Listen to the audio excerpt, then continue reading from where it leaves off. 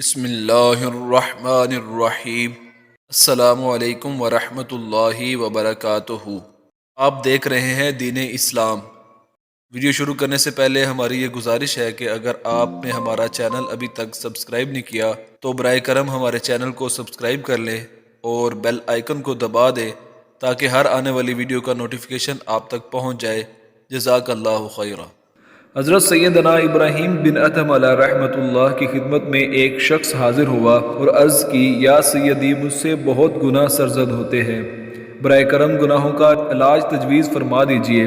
آپ رحمۃ اللہ تعالی علیہ نے اسے یہ 6 نصیحتیں فرمائی۔ پہلی نصیحت، جب گناہ کرنے کا پکا ارادہ ہو جائے تو اللہ عز و جل کا رزق کھانا چھوڑ دو۔ اس شخص نے حیرت سے عرض کی، حضرت آپ کیسی نصیحت فرما رہے ہیں؟ یہ کیسے ہو سکتا ہے جبکہ رازق وہی ہے؟ میں اس کی روزی چھوڑ کر بھلا کس کی روزی کھاؤں گا؟ فرمایا، دیکھو کتنی بری بات ہے کہ جس پروردگار کی روزی کھاؤ اسی کی نافرمانی بھی کرو۔ دوسری نصیحت، جب بھی گناہ کا ارادہ ہو جائے تو اللہ عز و جل کی اس زمین سے باہر نکل جاؤ۔ عرض کی، حضور یہ بھی کیسے ہو سکتا ہے؟ جدھر جاؤں ادھر اللہ عز و جل ہی کی زمین پاؤں، اللہ عز و جل کی زمین سے باہر کس طرح جاؤں؟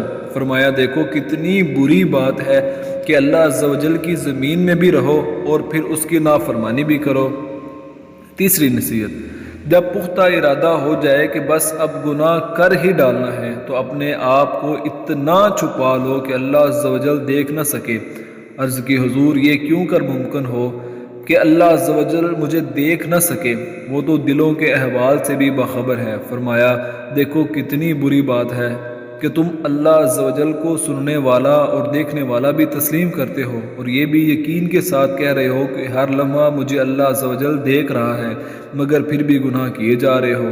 چوتھی نصیحت، جب ملک الموت سیدنا اسرائیل علیہ السلام تمہاری روح قبض کرنے کے لیے تشریف لائیں تو ان سے کہہ دینا تھوڑی سی مہلت دے دیجئے تاکہ میں توبہ کر لوں۔ عرض کی، حضور موت کا وقت تو مقرر ہے اور مجھے ایک لمحہ بھی مہلت نہیں مل سکے گی۔ فرمایا، جب تم یہ جانتے ہو کہ میں بے اختیار ہوں اور توبہ کی مہلت حاصل نہیں کر سکتا تو فی الحال ملے ہوئے لمحات کو غنیمت جانتے ہوئے ملک الموت علیہ السلام کی تشریف آوری سے پہلے توبہ کیوں نہیں کر لیتے؟ پانچویں نصیحت، جب تمہاری موت واقع ہو جائے اور قبر میں منکر نکیر تشریف لے آئیں تو ان کو قبر سے ہٹا دینا۔ عرض کی، سرکار یہ کیا فرما رہے ہیں؟ میں انہیں کیسے ہٹا سکتا ہوں؟ مجھ میں اتنی طاقت کہاں؟ آپ رحمۃ اللہ تعالی علیہ نے ارشاد فرمایا، جب تم نکیرین کو ہٹا نہیں سکتے تو ان کے سوالات کے جوابات کی تیاری ابھی سے کیوں نہیں کر لیتے؟ چھٹی نصیحت، اگر قیامت کے دن تمہیں جہنم کا حکم سنایا جائے تو کہہ دینا نہیں جاتا۔ عرض کی، حضور وہاں تو گناہ گاروں کو گھسیٹ کر دوزخ میں ڈال دیا جائے گا۔